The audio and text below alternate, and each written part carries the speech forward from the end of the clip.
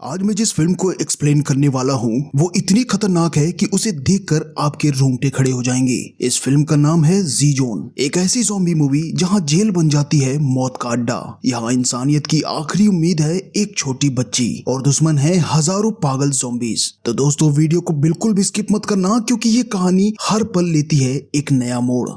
Film की शुरुआत होती है कुछ अपराधियों से जिन्हें मंगोलिया के एक दूर दराज इलाके के जेल में भेजा गया था, लेकिन उन्हें इस बात का बिल्कुल भी अंदाजा नहीं था कि उन्हें वहां सिर्फ एक बोरिंग जेल लाइफ नहीं बल्कि एक खौफनाक राज का सामना करना पड़ेगा। वहां अपना डर और हुकूमत जमाने के लिए जेल के गार्ड्स कैदियों पर जुल्म की हर हद पार कर रहे थे।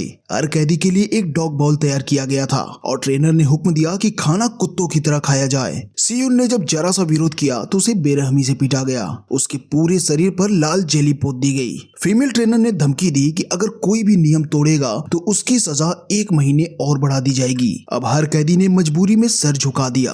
रात के सन्नाटे में एक मेल गार्ड बोर हो रहा था तो उसने सोते हुए कैदियों को तंग करने का प्लान बनाया, लेकिन उसे अचानक एहसास हुआ कि एक बिस्तर खाली पड़ा है। कौन सोच सकता था कि इस हड्डियां जमा देने वाले ठंड में भी कोई भागने की कोशिश करेगा। लेकिन वो जेल इतनी दूर और वीरान थी कि पूरी रात भागने के बाद भी वो अपराधी पहाड़ों से बाहर नहीं निकल पाया। आखिर में उसे पकड़ लिया गया, जिसके बाद गार्ड ने सभी के सामने उसकी जमकर धुनाई की। गार्ड ने चेतावनी दी कि जो कोई भी भागने की कोशिश करेगा उसे डॉग केज में 3 दिन तक रखा जाएगा। साथ ही कहा कि अगर कोई एक भागेगा तो उसके साथ रहने वालों को भी वही सजा भुगतनी पड़ेगी। अगले कुछ दिनों में कैदियों को और भी बुरी यातनाओं का सामना करना पड़ा, लेकिन उन्हें नहीं पता था कि जेल के एक गुप्त हिस्से में एक टेंट में फीमेल ट्रेनर किसी लड़की को कहानी सुना रही थी। वो लड़की हैरान थी कि उसे वहाँ क्यों लाया गया है। ट्रेनर ने मीठे मीठे झूठ बोलते हुए कहा, तुम्हारी मौजूदगी बहुत सारी जानें बचा सकती हैं। उसी वक्त बाहर कैदियों को एक बड़ी राहत की खबर मिली। गार्ड ने कहा कि जेल के डायरेक्टर ने आज एक मीटिंग रखी है।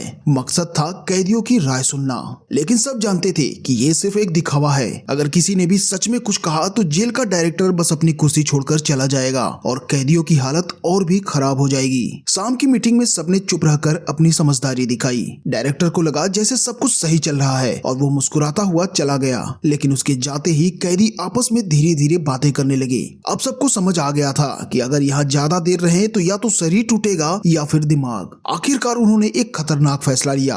आज रात सब मिलकर जेल तोड़ेंगे और यहाँ से भाग जाएंगे। आधी रात को जब मौका मिला तो कैदी धीरे धीरे तैयार होने लगे, लेकिन तभी जेल में एक गाड़ी आती हुई दिखी। खिड़की से झांकने पर उन्हें दिखाई दिया कि 2 आदमी तेजी से एक सीक्रेट टेंट के अंदर घुस रहे हैं। कुछ ही देर में एक गार्ड उसी डोम में पहुंचा। सभी कैदी झट से सोने का नाटक करने लगे। गार्ड ने चुपचाप जाकर आकियांग नाम के एक आज्ञाकारी कैदी को उठाया और उसे बाहर लेकर चला गया। बाकी लोग हैरान थे, उन्हें समझ नहीं आ रहा था कि गार्ड अब कौन सी चाल चलने वाला है। इसी बीच किसी ने देखा कि बाहर जो गार्ड ड्यूटी पर तैनात थे वो सभी अचानक से गायब हो चुके हैं। अब सबको यकीन हो गया था कि यही सबसे बड़ा मौका है इस जेल से भागने का।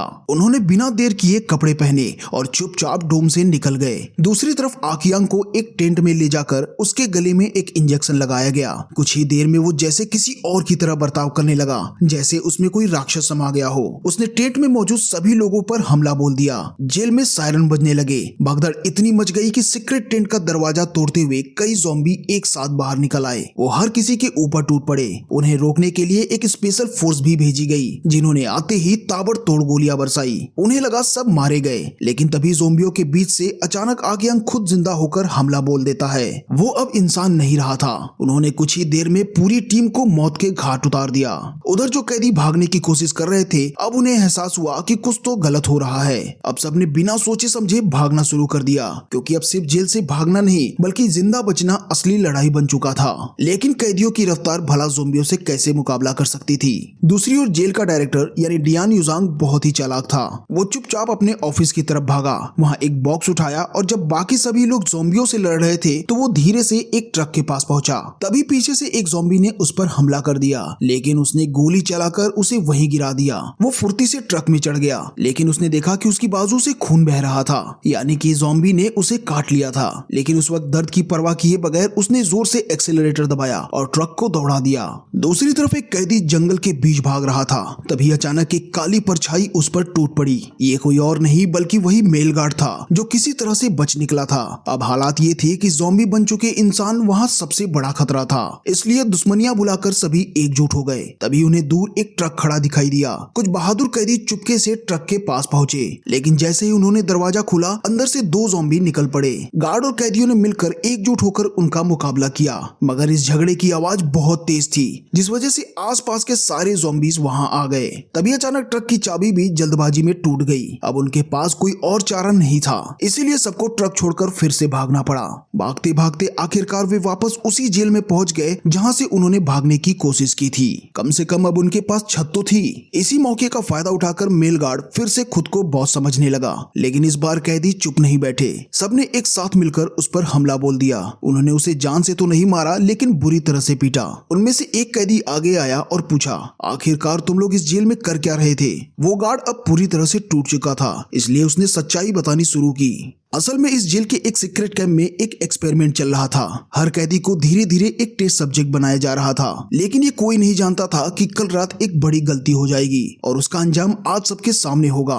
हालांकि मेल गार्ड ने यह भी कहा कि वो खुद इस एक्सपेरिमेंट का हिस्सा नहीं था। उसने बताया कि वो सिर्फ एक्सपेरिमेंट के लिए कैदियों को लाता था, बाकी असली डिटेल उसे खुद भी नहीं पता। लेकिन कैदियों को उस पर जरा भी भरोसा नहीं था, इसलिए उन्होंने एक रस्सी उठाई और उसे कसकर बांध दिया और वहाँ 2 कैदियों को उसकी निगरानी के लिए छोड़ दिया। बाकी सभी लोग पास में खड़ी एक बस में जाकर सो गए। कल रात से अब तक किसी को भी ठीक से आराम तक नहीं मिला था और अब तो किसी में ये भी सोचने की ताकत नहीं थी कि आगे क्या करना है। उधर जंगल में 2 कैदी पीछे छूट गए थे। ज़ॉम्बी उनका पीछा कर रहे थे, लेकिन किस्मत से वो किसी तरह बचकर वापस जेल तक पहुंच गए। उन्होंने आते ही सबको एक भयानक खबर दी। उन्होंने बताया कि ये वायरस बहुत तेजी से फैल रहा है और अब जेल के बाहर सिर्फ और सिर्फ ज़ॉम्बीज ही हैं। अब सबको लगने लगा था कि यहाँ छिपकर रहना मतलब अपनी मौत खुद बुलाना है। उसी वक्त गार्ड ने एक और बात बताई। उसने बताया कि आसपास और भी कुछ ऐसे ही कैंप्स हैं और अगर हम वहां तक पहुंच गए तो शायद बच सकते हैं, लेकिन उन जगहों की सही लोकेशन सिर्फ उसी को पता थी। अब ये जानकारी उसके सौदेबाजी की ताकत बन गई और वो फिर से खुद को सबसे ऊपर समझने लगा। उसी वक्त अभी अभी लौटे आबिंग को अचानक से उल्टी होने लगी। कुछ लोग पास गए तो देखा कि उसकी गर्दन पर ज़ॉम्बीज के काटने के निशान है। ये बात तो साफ थी कि अब आबिंग भी इन्फेक्टेड हो चुका था। अब बस ये देखना बाकी था कि वो कब तक ज़ॉम्बी में बदलता है। कुछ कैदी उसकी जान लेना चाहते थे, लेकिन तभी उनमें से एक कैदी ने उन्हें रोक लिया। तभी आबिंग खुद खड़ा हो गया और उसने मेल गार्ड की गर्दन से सीटी खींचकर वहां से भाग निकला। उसे पता था कि अब उसका वक्त पूरा हो चुका है, इसलिए उसने अपनी कुर्बानी चुनी ताकि ज़ॉम्बी उसकी तरफ जाएं और बाकी सभी लोगों को भागने का मौका मिल सके। बस में बैठे कुछ कैदी तो सन्न रह गए, फिर एक एक कर सब भाग निकले। अब सिर्फ एक उम्मीद बची थी कि कहीं एक और ट्रक मिल जाए, लेकिन अफसोस आबिंग जितने ज़ॉम्बी को अपनी ओर खींच सकता था उसने खींचा, मगर बहुत सारे ज़ॉम्बी की नजर उन पर पड़ गई और वो उन पर टूट पड़े।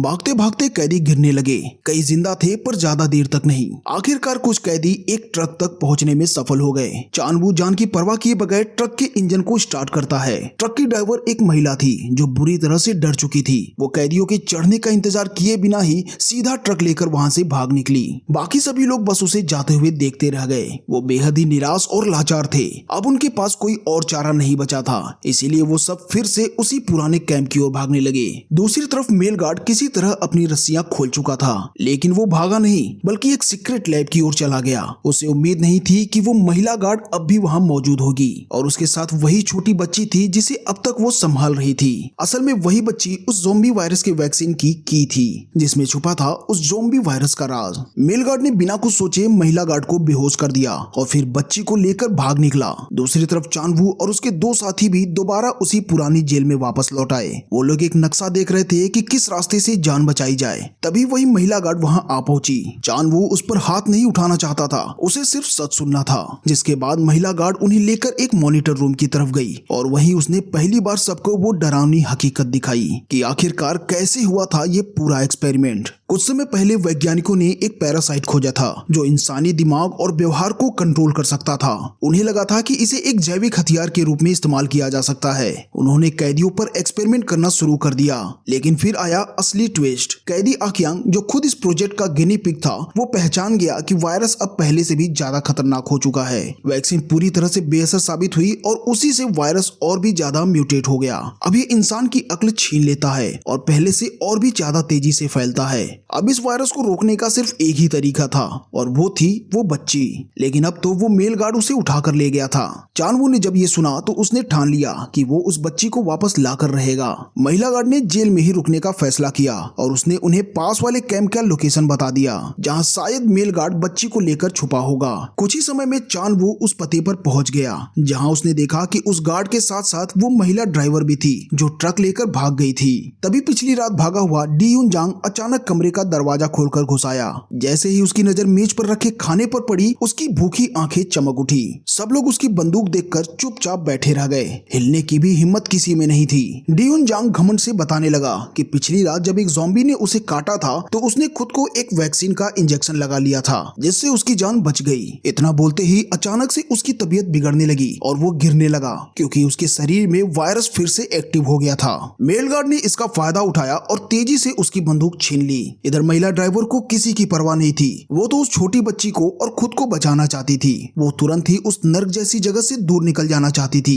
उसने जैसे ही गाड़ी स्टार्ट की मेल गार्ड ने उसकी आवाज सुन ली जिससे उसका ध्यान भटक गया। मौके का फायदा उठाकर चानवू गन छीनने के लिए गार्ड पर झपट पड़ा। दोनों के बीच जबरदस्त हाथापाई शुरू हो गई। इसी बीच महिला ड्राइवर को पछतावा हुआ और उसने अचानक कार रोक दी और तय किया कि वो वापस जाकर चानवू को बचाएगी। इस बीच चानवू ने आखिरकार गार्ड को हराकर गन को अपने कब्जे में ले लिया और बिना हिचकिचाए ट्रिगर दबा दिया। गोलियों की आवाज ने पास के सारे ज़ॉम्बीज़ का ध्यान उनकी तरफ खींच लिया। लेकिन असल में उसने मेल गार्ड को मारा नहीं था क्योंकि उसे पता था कि अकेले वो कभी भी जिंदा नहीं बच सकता। दोनों ने मिलकर ज़ॉम्बियों से आखिरी जंग लड़नी शुरू की। तभी महिला ड्राइवर गाड़ी लेकर वापस आ गई। वो जोर से चिल्लाई, जल्दी चढ़ो। पर अब तक काफी देर हो चुकी थी। ज़ॉम्बियों की संख्या बेकाबू हो गई थी। कुछ ज़ॉम्बी गाड़ी तक पहुंच चुके थे और उन्होंने महिला ड्राइवर को बुरी तरह से काट खाया। मेल गार्ड भी ज़ॉम्बियों के बीच बुरी तरह से फंस गया और मारा गया। महिला ड्राइवर ने गाड़ी स्टार्ट की और जो बचे थे उन्हें लेकर भाग निकली। जब गाड़ी सुरक्षित स्थान तक पहुंच गई तो उसे एहसास हुआ कि अब उसका शरीर जवाब दे रहा है। ज़ॉम्बी में बदलने से पहले उसने सभी को छोड़ दिया और चुपचाप वहां से चली गई। अंत में चानवू और सियून उस छोटी बच्ची को लेकर शहर के बॉर्डर तक पहुंचे जहां का नजारा देखकर उनके पैरों के नीचे से जमीन निकल गई। उन्होंने देखा कि ये पूरा शहर अब खंडहर बन चुका था। यानी कि ज़ॉम्बी सिर्फ उन जेलों तक ही नहीं बल्कि पूरे शहर में फैल गए थे। इसका मतलब था कि जो कुछ भी इन्होंने अभी तक झेला वो सिर्फ एक ट्रेलर था। इनके आगे का सफर और भी ज्यादा कठिन होने वाला था। और इसी सस्पेंस के साथ ये मूवी यहीं पर खत्म हो जाती है।